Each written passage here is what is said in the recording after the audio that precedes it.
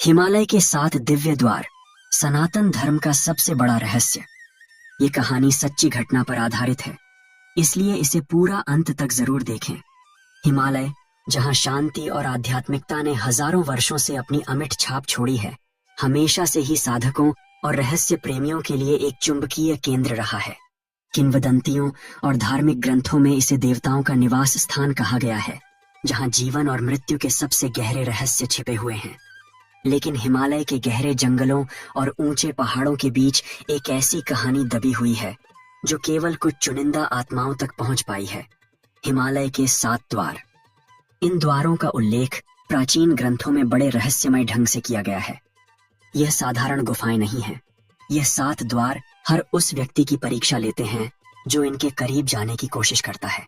कहते हैं कि हर द्वार के पीछे एक ऐसा सत्य छिपा है जिसे जानने की क्षमता केवल उन्हीं में होती है जो धर्म, त्याग और सत्य के मार्ग पर चले। इन द्वारों के रक्षक 7 अमर आत्माएं हैं: हनुमान, अश्वत्थामा, विभीषण, कृपाचार्य, परशुराम, राजा बलि और मार्कंडेय। इनका उद्देश्य इन द्वारों की शक्ति को गलत हाथों में जाने से रोकना है।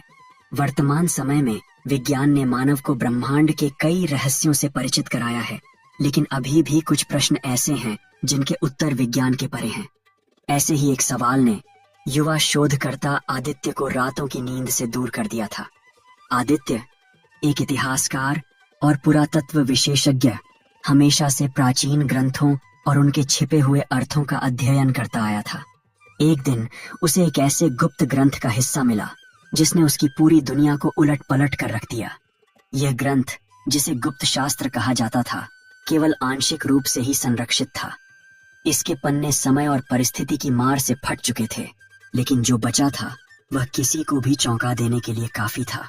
उसमें हिमालय के 7 द्वारों और उनकी कुंजियों का जिक्र था। हर कुंजी का वर्णन किसी विशेष गुण और त्याग से जुड़ा था।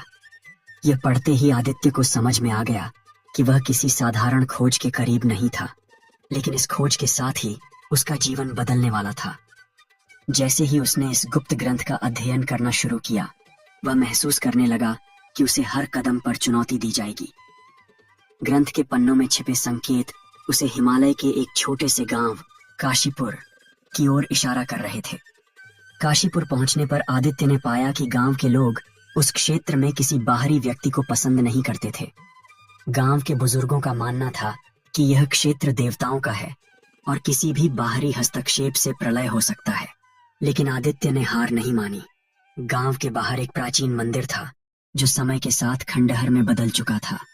मंदिर की दीवारों पर बने चित्र और शिलालेख गुप्त शास्त्र में पढ़े गए वर्णनों से मेल खाते थे। जैसे ही आदित्य ने शिलालेख को पढ़ने की कोशिश की, उसे एक विचित्र अनुभूति हुई। ऐसा लगा मानो कोई अदृश्य शक्ति उसे रोकने की कोशिश कर रही हो। शिलालेख के शब्दों ने उसे हिमालय के पहले द्वार का मार्ग दिखाया। इस द्वार तक पहुंचने के लिए उसे कई प्राकृतिक बाधाओं को पार करना था। गहरी घाटियां, घने जंगल और बर्फीले तूफान। लेकिन सबसे बड़ा खतरा वह गुप्त संगठन था जिसने उसके कदमों का पीछा करना शुरू कर दिया था। यह संगठन असुर वंश के नाम से जाना जाता था, जिसने प्राचीन काल से इन द्वारों की शक्तियों को अपने स्वार्थ के लिए इस्तेमाल करने की योजना बनाई थी। इन लोगों ने गुप्त शास्त्र का भी अध्ययन किया था, लेकिन उसमें छिपे रहस्यों को पूरी तरह समझ नहीं पाए थे। आदित्य इन खतरों से बेखबर अपनी यात्रा पर निकल पड़ा।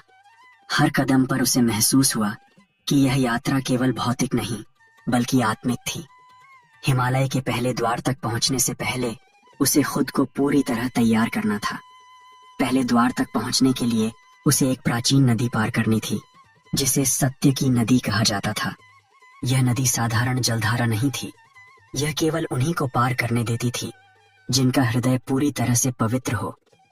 आदित्य ने महसूस किया कि यह परीक्षण केवल शुरुआत थी। जैसे ही वह नदी पार कर पहले द्वार के करीब पहुंचा, उसे एक विशाल शिला पर खुदा मंत्र दिखा। मंत्र की भाषा इतनी पुरानी थी कि उसे समझने में काफी समय लगा, लेकिन जब उसने इसे पढ़ा तो उसे एक अजीब सी शांति महसूस हुई। द्वार के रक्षक अश्वत्थामा ने उसकी परीक्षा लेने के लिए प्रकट हुए। अश्वत्थामा ने आदित्य से पूछा, क्या तुम सत्य और धर्म के मार्ग पर चलने के लिए तैयार हो? यदि हाँ, तो तुम्हें अपने भीतर के अंधकार का सामना करना होगा। आदित्य ने निडर होकर अपनी सहमति जताई। लेकिन क्या वह वास्तव में तैयार था? क्या वह अपने भीतर के अंधकार को पहचान पाएगा? और क्या वह पहले द्वार का रहस्य जान पाएगा? आदित्य ने अश्वत्थामा के सामने खड़े होकर भीतर एक गहरी जिज्ञासा और भय महसूस किया। विशाल हिमालय के बीचों बीच इस पहले द्वार का रहस्य उसे अपनी ओर खींच रहा था। लेकिन अश्वत्थामा की उपस्थिति ने उसे इस बात का एहसास दिलाया कि यह कोई साधारण स्थान नहीं था। अश्वत्थामा, जो अपनी अमरता के कारण इतिहास के सबसे रहस्यमय पात्रों में से एक थे, आदित्य की हर हरकत पर नजर गड़ाए हुए थे। तुम्हें पहले अपने भीतर के सत्य का सामना करना होगा, अश्वत्थामा ने कहा। उनके शब्द गूंजते हुए प्रतीत हुए जैसे कि पूरी घाटी ने उन्हें दोहराया हो। अश्वत्थामा के इशारे पर द्वार के पास एक पत्थर की शिला से एक प्रकाश उत्सर्जित हुआ।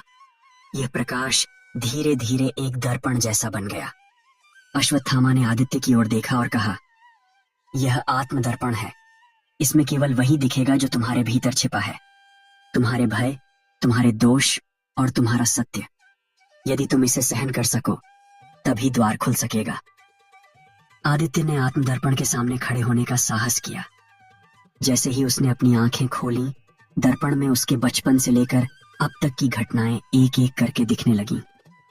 वह अपने किए गए गलत कार्यों, अपने असफल प्रयासों और अपने भीतर के अंधकार को देखकर कांप गया। लेकिन जैसे जैसे दर्पण ने उसकी कमजोरियों को उजागर किया, आदित्य ने यह भी देखा कि उसमें अच्छाई और त्याग की भावना भी थी। उसने महसूस किया कि उसकी यात्रा केवल बाहरी रहस्यों को जानने के लिए नहीं थी, बल्कि खुद को भी पहचानने की थी। दर्पण ने चमकना बंद कर दिया और द्वार की ओर से एक गूंजती आवाज आई, तुमने पहली परीक्षा पास कर ली है। द्वार खुला और आदित्य के सामने एक विशाल गुफा प्रकट हुई।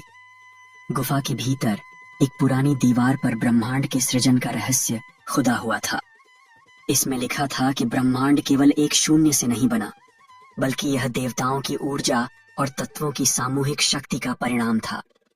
यह ज्ञान केवल वही समझ सकता था जो अपने भीतर की ऊर्जा को पहचान चुका हो। इस ज्ञान को आत्मसात करने के बाद आदित्य ने गुफा से बाहर कदम रखा। अश्वत्थामा ने उसे आशीर्वाद दिया और कहा, तुम्हारी यात्रा अभी शुरू हुई है। दूसरा द्वार अधिक कठिन होगा। वहां केवल वही जीवित रह सकता है जो आत्मा और शरीर के रहस्य को समझ सके। आदित्य ने हिमालय की कठिन राहों पर अपना सफर जारी रखा। जैसे जैसे वह आगे बढ़ा, पहाड़ों के बीच ठंडी हवाएं उसे घेरने लगी।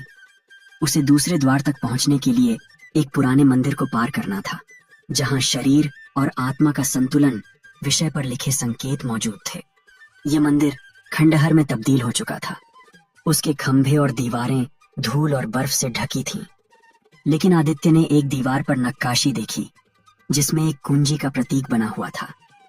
यह कुंजी द्वार तक पहुंचने का मार्ग बताती थी। दूसरे द्वार के पास पहुंचते ही आदित्य का सामना दूसरे रक्षक विभीषण से हुआ। विभीषण का व्यक्तित्व शांत और गहन था। उन्होंने आदित्य से पूछा, क्या तुमने अपने शरीर और आत्मा के बीच का संबंध समझा है? यह द्वार केवल उन लोगों के लिए है जो जान गए हैं कि शरीर आत्मा का वाहन मात्र है। यदि तुम यह संतुलन नहीं समझते तो यह द्वार तुम्हारे लिए प्रलय बन जाएगा। दूसरे द्वार के सामने एक रहस्यमय तालाब था। विभीषण ने उसे बताया, इस तालाब में डुबकी लगाने से तुम्हारी आत्मा और शरीर के बीच का असली संबंध प्रकट होगा। लेकिन याद रखना, जो इस सत्य को सहन नहीं कर पाते वे इस तालाब से कभी लौट नहीं पाते। आदित्य ने साहस जुटाकर तालाब में कदम रखा। पानी ठंडा और पारदर्शी था, लेकिन जैसे ही वह डूबा उसे लगा कि वह किसी और ही दुनिया में चला गया है। वहां उसने अपने भीतर के बंधनों को टूटते हुए महसूस किया। उसने देखा कि उसका शरीर केवल एक साधन है और आत्मा उससे कहीं अधिक विशाल और शक्तिशाली है। तालाब से बाहर निकलने के बाद आदित्य को एहसास हुआ कि उसने दूसरा द्वार खोलने की योग्यता प्राप्त कर ली है।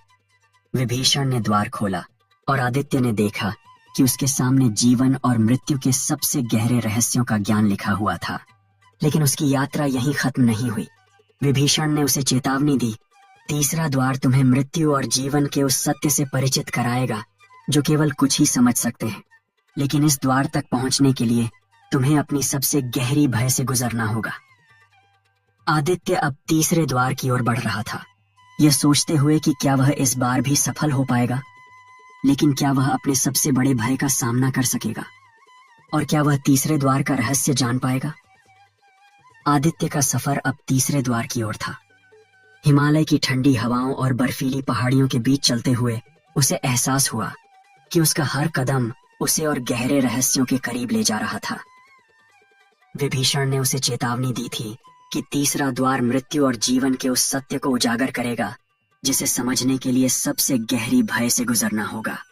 तीसरे द्वार तक पहुंचने के रास्ते में उसे एक सुनसान घाटी पार करनी थी। घाटी में चारों ओर केवल बर्फ के ढेर थे और एक अजीब सा सन्नाटा छाया हुआ था। अचानक उसे लगा जैसे किसी ने उसका नाम पुकारा हो। उसने चारों ओर देखा, लेकिन वहां कोई नहीं था। यह अजीब अनुभव उसे बेचैन कर रहा था, लेकिन उसने खुद को संभाला और आगे बढ़ता रहा। घाटी के पार पहुंचने के बाद आदित्य ने देखा कि एक विशाल चट्टान के पास तीसरे द्वार का रक्षक खड़ा था। ये कृपाचार्य थे, जो हमेशा शांत और गंभीर दिखते थे। कृपाचार्य ने आदित्य की ओर देखा और कहा, तुम्हें यहाँ तक पहुंचने के लिए साहस और सत्य का सहारा लेना पड़ा, लेकिन तीसरा द्वार तुम्हारे साहस की सबसे कठिन परीक्षा लेगा। यहाँ तुम्हें मृत्यु के भय का सामना करना होगा। क्या तुम तैयार हो? आदित्य ने सिर हिलाया, हालांकि उसके भीतर एक अनजाना डर था। कृपाचार्य ने एक हाथ के इशारे से द्वार के सामने एक गहरी गुफा प्रकट की। ये गुफा तुम्हें तुम्हारी आत्मा की गहराई में ले जाएगी, उन्होंने कहा। यहाँ तुम्हें अपनी मृत्यु को देखना होगा और समझना होगा कि जीवन और मृत्यु केवल एक चक्र का हिस्सा है। लेकिन याद रखना, जो इस सत्य को सहन नहीं कर पाते वे यहीं खो जाते हैं। आदित्य ने गुफा के अंदर कदम रखा। भीतर अंधकार और सन्नाटा था, लेकिन जैसे ही उसने आगे बढ़ना शुरू किया, उसे ऐसा लगा जैसे वह किसी दूसरे आयाम में चला गया हो। अचानक उसने खुद को अपने बचपन के घर में पाया। उसके सामने उसकी माँ थी, जो उसे प्यार से देख रही थी। यह दृश्य इतना सजीव था कि आदित्य को लगा कि वह वास्तव में अपने अतीत में लौट आया है। लेकिन तभी दृश्य बदलने लगा। वह अपने पिता को एक दुर्घटना में खोने का क्षण देख रहा था। वह पल जिसने उसे हमेशा के लिए बदल दिया था। उसने खुद को चिल्लाते हुए देखा, रोते हुए देखा। गुफा ने उसकी सबसे गहरी यादों और सबसे दर्दनाक क्षणों को उसके सामने रख दिया। फिर एक और दृश्य आया। इस बार उसने खुद को मरते हुए देखा। यह दृश्य इतना वास्तविक था कि उसने अपनी सांसें थमती हुई महसूस की। उसका शरीर ठंडा हो रहा था और उसे लगा जैसे जीवन उससे दूर जा रहा है। यह तुम्हारी मृत्यु है, एक गूंजती हुई आवाज आई। मृत्यु को समझो, क्योंकि यह अंत नहीं है, बल्कि एक नई शुरुआत है। आदित्य ने महसूस किया कि उसका डर कम हो रहा है। उसने देखा कि उसकी आत्मा शरीर से बाहर निकल रही है और एक प्रकाश की ओर बढ़ रही है। उसने महसूस किया कि मृत्यु केवल एक परिवर्तन है, एक यात्रा से दूसरी यात्रा की ओर। जैसे ही यह अनुभव खत्म हुआ, गुफा की दीवारों पर लिखे हुए मंत्र चमकने लगे। उनमें लिखा था, मृत्यु सत्य है, लेकिन उससे परे का सत्य और भी महान है। जो मृत्यु को समझता है वह जीवन को भी समझ सकता है। आदित्य ने गहरी सांस ली और गुफा से बाहर निकल आया। कृपाचार्य ने उसे देखा और मुस्कुराए। तुमने मृत्यु के सत्य को समझ लिया है, उन्होंने कहा। अब तुम अगले द्वार के लिए तैयार हो। तीसरे द्वार का अनुभव आदित्य के मन में गहरी छाप छोड़ गया था। उसने महसूस किया कि जीवन और मृत्यु के इस चक्र को समझना ही आत्मा की सच्ची मुक्ति है। लेकिन उसे पता था कि आगे की यात्रा और भी कठिन होने वाली है। कृपाचार्य ने उसे निर्देश दिया कि चौथे द्वार तक पहुंचने के लिए उसे एक खतरनाक दर्रे को पार करना होगा। चौथा द्वार समय और स्थान की सीमाओं को तोड़ने वाला है, उन्होंने कहा। लेकिन यह केवल उन्हीं के लिए खुलता है जो समय के बंधन से परे देख सकते हैं। आदित्य ने अपने कदम आगे बढ़ाए। जैसे जैसे वह दर्रे की ओर बढ़ा, उसे महसूस हुआ कि हिमालय के ये द्वार केवल बाहरी रहस्यों को ही नहीं, बल्कि उसके भीतर के छिपे हुए सत्य को भी उजागर कर रहे थे। आदित्य की यात्रा अब चौथे द्वार की ओर थी।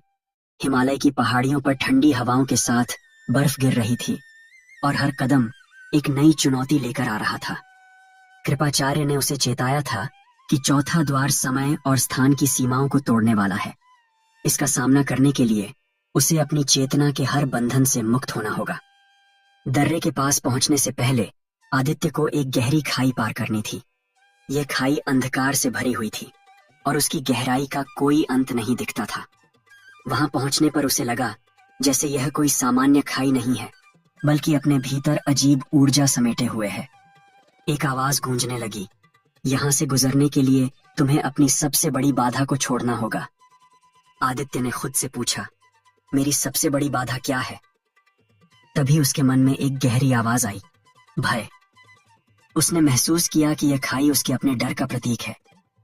उसे इसे पार करने के लिए डर से मुक्त होना होगा। खाई को पार करते हुए उसने अनुभव किया कि हर कदम पर उसका भय कम हो रहा है। जैसे जैसे उसने खुद को भय से मुक्त किया, खाई पार होती गई और अंततः वह चौथे द्वार तक पहुंच गया। चौथा द्वार एक विशाल पत्थर का बना हुआ था, जिसके ऊपर जटिल प्रतीक और प्राचीन श्लोक खुदे हुए थे। वहां पर द्वार का रक्षक परशुराम खड़े थे। उनके चेहरे पर एक अद्भुत गंभीरता और तेजस्विता थी। उन्होंने आदित्य को देखा और कहा, यह द्वार केवल उन्हीं के लिए है जो समय और स्थान की सीमाओं को समझते हैं।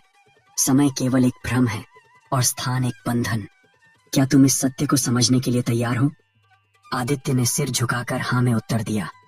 परशुराम ने अपनी फरसे से द्वार के केंद्र पर प्रहार किया और द्वार धीरे धीरे खुल गया। अंदर एक अद्भुत प्रकाश फैला हुआ था। जैसे ही आदित्य ने द्वार के अंदर कदम रखा, उसने महसूस किया कि वह किसी और ही आयाम में प्रवेश कर चुका है।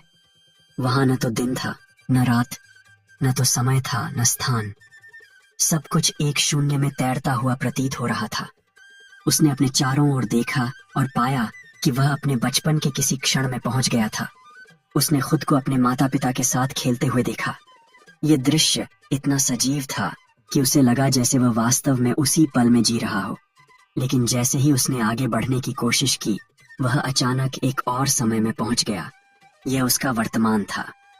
उसने खुद को हिमालय के बर्फीले पहाड़ों पर चलते हुए देखा। फिर अचानक वह भविष्य में चला गया। उसने देखा कि वह एक बहुत बड़े शहर में खड़ा है, जहां लोग उसे घेर रहे हैं, लेकिन वह अकेला महसूस कर रहा है। आदित्य ने महसूस किया कि यह अनुभव उसे समय और स्थान की सीमाओं को तोड़ने का अवसर दे रहा है। एक आवाज उसके कानों में गूंजने लगी, समय और स्थान केवल तुम्हारे मन के प्रतिबिंब हैं। जो इनसे परे देख सकता है, वही सच्चाई को समझ सकता है। जैसे ही यह अनुभव खत्म हुआ, उसने अपने आप को फिर से चौथे द्वार के सामने पाया। परशुराम ने उसे देखा और कहा, तुमने समय और स्थान का सत्य समझ लिया है। अब तुम अगले द्वार के लिए तैयार हो। आदित्य ने महसूस किया कि इस द्वार का अनुभव उसकी चेतना को पूरी तरह बदल चुका था। उसने समझ लिया था कि समय केवल एक मानव निर्मित कल्पना है और स्थान केवल हमारे भौतिक बोध का हिस्सा है। उसने खुद से वादा किया कि वह इन अनुभवों का उपयोग मानवता के लिए करेगा। चौथे द्वार से बाहर निकलने के बाद परशुराम ने उसे अगले द्वार का रास्ता दिखाया। उन्होंने कहा, पांचवां द्वार प्रकृति और पंच तत्वों का रहस्य उजागर करेगा। यह द्वार तुम्हें सृष्टि के मूल को समझने में मदद करेगा, लेकिन इसे पार करना आसान नहीं होगा। आदित्य ने परशुराम को धन्यवाद दिया और अपने सफर पर आगे बढ़ा। जैसे जैसे वह हिमालय की गहराइयों में प्रवेश कर रहा था, उसे महसूस हो रहा था कि उसकी यात्रा केवल बाहरी नहीं, बल्कि आंतरिक भी है। उसे हर द्वार के साथ अपने भीतर के सत्य का सामना करना पड़ रहा था। रास्ते में उसे एक घना जंगल पार करना पड़ा। यह जंगल सामान्य नहीं था। वहां की हर वस्तु में एक जीवंतता थी। पेड़ उससे बात करने की कोशिश कर रहे थे और हवा में एक अजीब सा संगीत था। ऐसा लग रहा था कि प्रकृति उसे अपने रहस्यों में खींच रही है। आदित्य ने समझा कि यह जंगल ही उसे पांचवें द्वार तक पहुंचाने का माध्यम है। उसने गहरी सांस ली और जंगल के भीतर प्रवेश कर गया, जहां उसका सामना प्रकृति के सबसे गहरे रहस्यों से होने वाला था। आदित्य हिमालय की बर्फीली चोटियों से गुजरते हुए पांचवें द्वार की ओर बढ़ रहा था। उसे परशुराम ने चेताया था कि यह द्वार प्रकृति और पंच तत्वों के गहरे रहस्यों को समेटे हुए है। जैसे जैसे वह आगे बढ़ा, रास्ता कठिन और रहस्यमय होता गया। हर तरफ जंगल का घना विस्तार था और उसकी हर दिशा में गूंजती प्रकृति की ध्वनियां उसे अपनी ओर खींच रही थीं। जंगल में प्रवेश करते ही उसे लगा कि यह स्थान जीवित है। पेड़ों की सरसराहट और पत्तों की हलचल में एक अदृश्य संवाद चल रहा था। हवा में अजीब सा कंपन था, मानो प्रकृति उसे अपने गहरे रहस्यों को सुनाने के लिए बुला रही हो। यहाँ हर चीज में एक जादुई आकर्षण था।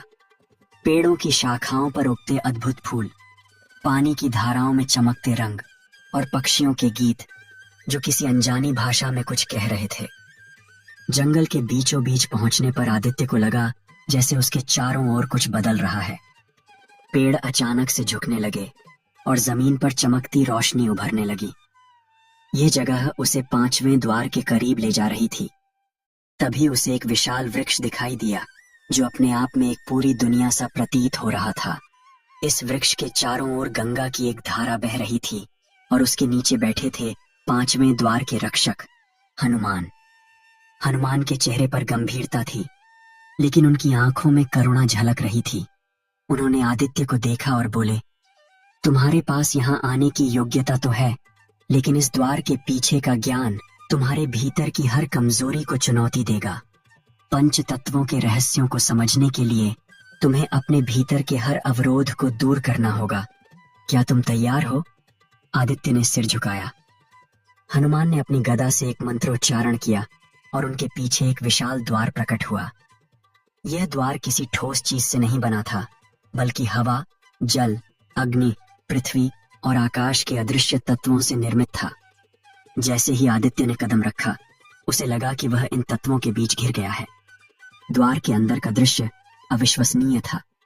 वहां प्रकृति के हर तत्व का एक अलग आयाम था। हवा का आयाम उसे अपनी शुद्धता से अभिभूत कर रहा था। वह उसके चारों ओर बह रही थी, लेकिन उसमें एक अजीब सी शक्ति थी जो उसके विचारों और भावनाओं को पढ़ रही थी।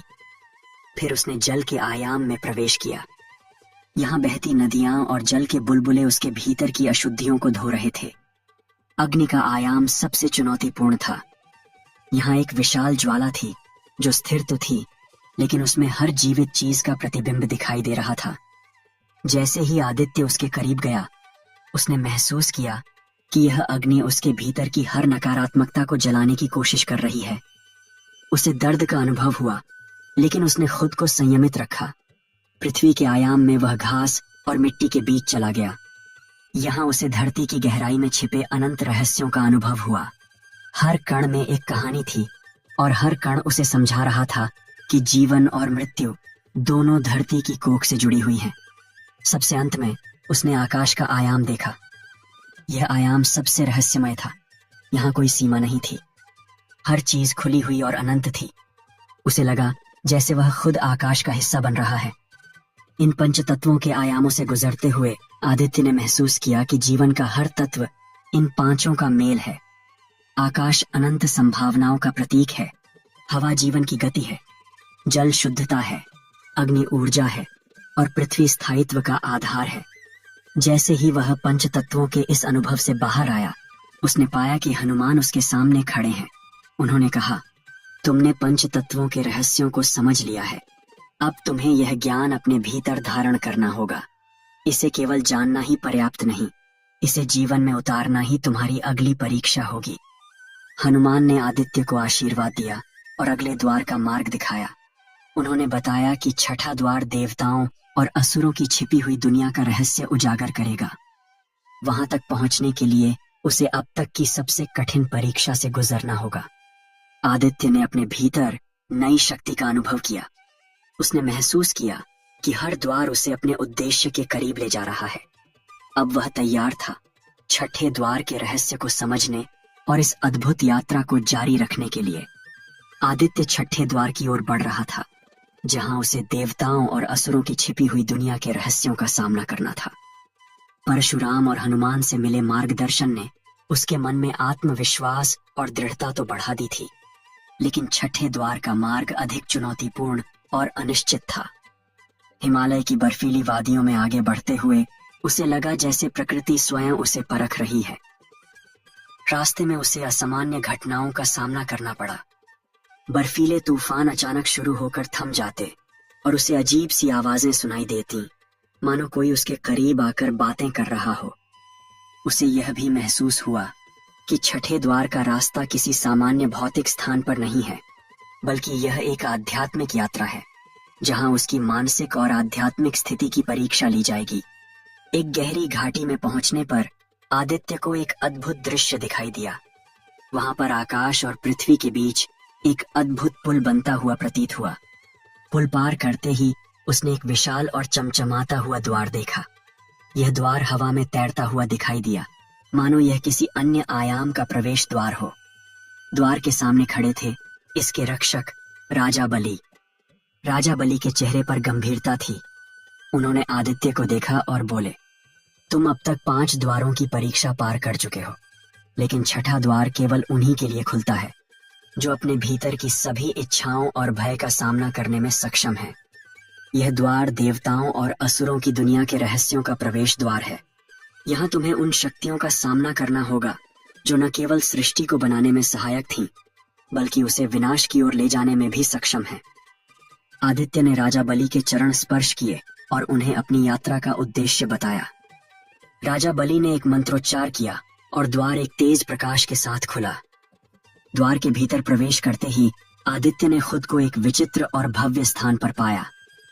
यह दुनिया न स्वर्ग थी न पृथ्वी, बल्कि एक ऐसी जगह थी जहां देवताओं और असुरों की ऊर्जा समाहित थी।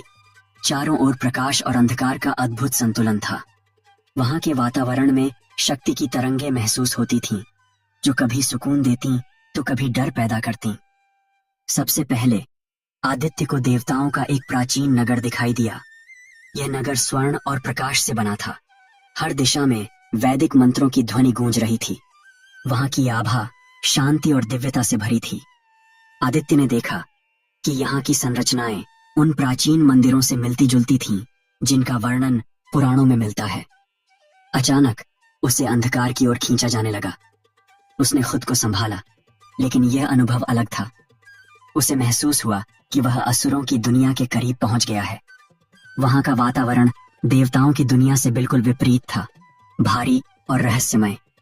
यह दुनिया भले ही भयावह लग रही थी, लेकिन उसमें अपार ऊर्जा का भंडार था। छठे द्वार के इस आयाम में आदित्य ने देखा कि देवताओं और असुरों के बीच का संघर्ष केवल भौतिक था, बल्कि यह ऊर्जा और संतुलन का भी संघर्ष था। उसने महसूस किया कि देवता और असुर दोनों सृष्टि का हिस्सा हैं। देवता सृजन और संरक्षण के प्रतीक थे, जबकि असुर विनाश और परिवर्तन के। राजा बलि की आवाज उसके कानों में गूंजी, यह आयाम तुम्हें यह समझाने के लिए है कि सृष्टि में सकारात्मक और नकारात्मक दोनों शक्तियां एक दूसरे के बिना अधूरी हैं। देवताओं और असुरों का यह संघर्ष संतुलन बनाए रखने के लिए है। जो इसे समझ लेता है वह जीवन और ब्रह्मांड का सबसे बड़ा रहस्य जान लेता है। छठे द्वार का रहस्य समझने के बाद आदित्य को अंतिम परीक्षा से गुजरना पड़ा। उसके सामने 2 रास्ते प्रकट हुए। एक रास्ता देवताओं की ओर जाता था, जहां शांति और दिव्यता का अनुभव होता था, और दूसरा रास्ता असुरों की ओर जाता था, जहां शक्ति और संघर्ष का आभास होता था। आदित्य ने महसूस किया कि उसे इन दोनों में से किसी एक को चुनने का आदेश दिया गया है, लेकिन उसने खुद को रोक लिया। उसने मन ही मन कहा, मैं इस सृष्टि के संतुलन को तोड़ना नहीं चाहता। देवता और असुर दोनों आवश्यक हैं। मैं केवल इन दोनों को समझकर आगे बढ़ना चाहता हूँ। उसके इस विचार के साथ ही दोनों रास्ते एक हो गए और उसके सामने एक नई दिशा प्रकट हुई। यह दिशा उसे 7वें और अंतिम द्वार की ओर ले जा रही थी। छठे द्वार के इस अनुभव ने आदित्य को यह सिखाया कि सृष्टि के रहस्यों को समझने के लिए केवल अच्छाई या बुराई पर ध्यान केंद्रित करना पर्याप्त नहीं है। जीवन का संतुलन इन दोनों के बीच है। देवता और असुर केवल प्रतीक हैं, सृजन और विनाश के, प्रकाश और अंधकार के। राजा बलि ने उसे आशीर्वाद देते हुए कहा, तुम्हारा धैर्य और समझ तुम्हें 7वें द्वार तक पहुंचाएगी। वहां का रहस्य इस सृष्टि का सबसे बड़ा सत्य है। लेकिन याद रखो, यह यात्रा तुम्हारे भीतर के अज्ञान को मिटाने और सत्य को प्रकट करने के लिए है। आदित्य ने राजा बलि का धन्यवाद किया और 7वें द्वार की ओर अपनी यात्रा शुरू की। उसका मन अब और अधिक दृढ़ था और उसे विश्वास था कि 7वें द्वार का रहस्य सृष्टि के अंतिम सत्य को उजागर करेगा। आदित्य अब 7वें द्वार की ओर बढ़ रहा था। 5 अमर रक्षकों से मिली शिक्षाओं और छठे द्वार के अनुभव ने उसे भीतर से बदल दिया था। वह समझ चुका था कि हर द्वार केवल रहस्यों को उजागर करने के लिए नहीं था, बल्कि उसे स्वयं को पहचानने और अपने भीतर छिपे सत्य को समझने का माध्यम भी था। लेकिन सातवां द्वार, जिसे सृष्टि का अंतिम सत्य कहा गया था, उससे कहीं अधिक चुनौतीपूर्ण और गूढ़ था। हिमालय की उन बर्फीली पहाड़ियों में, जहां न कोई मानचित्र मार्गदर्शन कर सकता था और न कोई बाहरी संकेत, आदित्य केवल अपने अंतर्मन और भीतर की आवाज के सहारे आगे बढ़ रहा था। उसके हर कदम के साथ वातावरण बदल रहा था। बर्फीली हवा अब शांत हो गई थी और उसके चारों ओर गूंजती रहस्यमय ध्वनियां स्पष्ट हो गईं। उसे लगा जैसे वह किसी ऐसे क्षेत्र में प्रवेश कर रहा है जहां समय और स्थान का कोई अस्तित्व ही नहीं है। आखिरकार आदित्य एक विशाल घाटी में पहुंचा। वहां उसने एक अद्भुत और विशाल द्वार देखा जो अब तक के सभी द्वारों से अलग था। यह द्वार न तो पत्थर से बना था, न ही किसी धातु से। यह एक प्रकाशमय संरचना थी जो जीवंत लग रही थी। ऐसा प्रतीत हो रहा था जैसे यह द्वार स्वयं सजीव था। इसके चारों ओर वैदिक मंत्रों की ध्वनि गूंज रही थी और आकाश में ओम की गूंज सुनाई दे रही थी। द्वार के सामने सातवीं अमर आत्मा उपस्थित थी, महर्षि मार्कंडेय। उनके चेहरे पर शाश्वत शांति और गंभीरता थी। उन्होंने आदित्य को देखा और कहा, तुमने 6 द्वार पार कर लिए हैं। अब 7वां द्वार तुम्हें धर्म और अधर्म का अंतिम निर्णय समझाने के लिए है, लेकिन यह निर्णय तुम्हें स्वयं लेना होगा। यह द्वार केवल उन्हीं के लिए खुलता है जो सत्य, त्याग और निष्पक्षता के मार्ग पर चलने को तैयार हैं। मार्कंडेय ने आदित्य से कहा कि इस द्वार के पीछे न केवल सृष्टि का सत्य छिपा है, बल्कि इसका उत्तरदायित्व भी है। अगर तुम यह द्वार खोलते हो तो तुम सृष्टि के चक्र में हस्तक्षेप करोगे। यह निर्णय आसान नहीं होगा। द्वार खुलते ही आदित्य ने पाया कि वह एक अनंत शून्य में खड़ा है। चारों ओर प्रकाश और अंधकार का ऐसा संतुलन था जो उसने कभी अनुभव नहीं किया था। यह स्थान केवल बाहरी रूप से शून्य नहीं था, बल्कि यह उसके भीतर की सबसे गहरी परतों को भी उजागर कर रहा था। अचानक वहां 2 विशाल आकार प्रकट हुए। एक देवत्व का प्रतीक था, दिव्य प्रकाश में चमकता हुआ। दूसरा अधर्म और अंधकार का प्रतीक था, गंभीर और भयानक। दोनों ने आदित्य से कहा, तुम्हें यह तय करना है कि धर्म और अधर्म में कौन विजयी होना चाहिए। यह निर्णय सृष्टि के भविष्य को निर्धारित करेगा। आदित्य स्तब्ध था। उसने समझा कि यह निर्णय केवल बाहरी रूप से नहीं लिया जा सकता। उसे अपने भीतर झांकना होगा और देखना होगा कि धर्म और अधर्म का वास्तविक अर्थ क्या है। आदित्य ने अपने भीतर ध्यान लगाया। उसने देखा कि धर्म केवल अच्छाई नहीं है और अधर्म केवल बुराई नहीं है।